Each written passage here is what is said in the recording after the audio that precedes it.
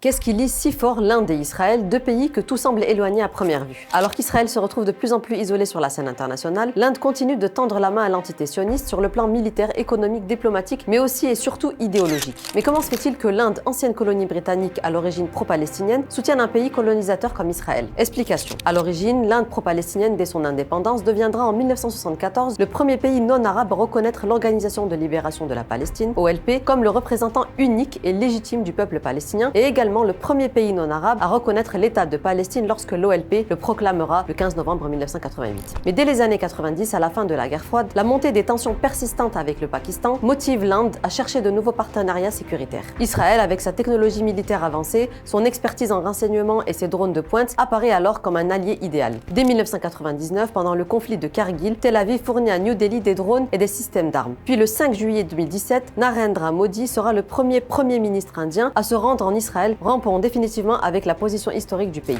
Depuis, l'Inde, séduite par l'offre sécuritaire d'Israël, sous prétexte de lutte contre le terrorisme au même titre qu'Israël, est devenue le principal client de l'industrie de défense israélienne, achetant non seulement des armements, mais aussi des technologies de surveillance et de cyberdéfense. Lors de l'escalade entre l'Inde et le Pakistan au printemps 2025, le média israélien The Times of Israel a évoqué que l'Inde avait frappé le Pakistan avec des drones israéliens. Mais ce n'est pas tout. L'Inde va également soutenir Israël en plein génocide à Gaza. Selon de nombreux médias, l'Inde a envoyé près de 20 000 travailleurs indiens entre novembre 2023 et juillet 2025 pour soutenir l'économie israélienne, tandis que certaines sources évoquent la participation de 400 soldats indiens dans les opérations militaires israéliennes à Gaza, ainsi que l'envoi de plus de 27 tonnes d'armes et de munitions et 20 drones Hermes 900. Parmi les entreprises israéliennes qui ont embauché les travailleurs indiens, une majorité a exigé qu'ils ne soient pas musulmans, selon le média israélien Haaretz. En fait, au-delà de la question sécuritaire et économique, l'Inde et Israël partagent aussi une vision idéologique et identitaire articulée autour d'un nationalisme ethnique et d'une islamophobie structurelle. D'un côté, un négationnisme et un effacement culturel avec la répression sioniste des Palestiniens qui s'accompagne d'un effacement systématique de leur culture et de leur patrimoine. De l'autre, l'Hindutva, associant religion et nationalisme, ce concept politique considère que l'identité religieuse hindoue est inextricablement liée à l'identité nationale indienne et tente de faire de même au Cachemire en effaçant par l'histoire et la culture toute autre trace d'autonomie ou d'identité distincte. De nombreux contenus sur les réseaux sociaux ont démontré des attaques envers des musulmans ou des mosquées en Inde. Une répression qui prend une ampleur de plus en plus inquiétante dans le pays. Cette convergence idéologique se manifeste également dans le discours politique. Les premiers ministres indiens et israéliens Modi et Netanyahou manient le double langage avec une habileté redoutable. À l'international, ils parlent de paix, de sécurité et de lutte contre le terrorisme. À l'intérieur de leur pays, ils légitiment l'expansion territoriale, la répression ciblée, diffusant un discours de haine envers les musulmans palestiniens et indiens. La répression devient alors nécessaire et légitime car elle se part des habits de la sécurité nationale. Pour renforcer leur légitimité, les deux États utilisent des stratégies de communication communes, dont le fameux pinkwashing. Derrière l'image d'un féminisme progressiste ou du soutien aux droits LGBT se cache un projet idéologique, diaboliser les hommes musulmans comme oppresseurs naturels et justifier des politiques discriminatoires. Cette méthode n'est pas nouvelle, elle rappelle les stratégies coloniales françaises utilisées en Algérie, où la conquête militaire était présentée comme une libération des femmes ou une introduction à la démocratie. Aujourd'hui, le visage de la politique étrangère indienne a radicalement changé. Ce n'est plus la cause palestinienne, mais une proximité idéologique et stratégique avec Israël qui définit les relations entre New Delhi et Tel Aviv, et au cœur de cette alliance, un moteur souvent occulté, l'islamophobie. Dites-nous en commentaire ce que vous pensez de cette alliance. En attendant, à bientôt sur Nouvel Homme.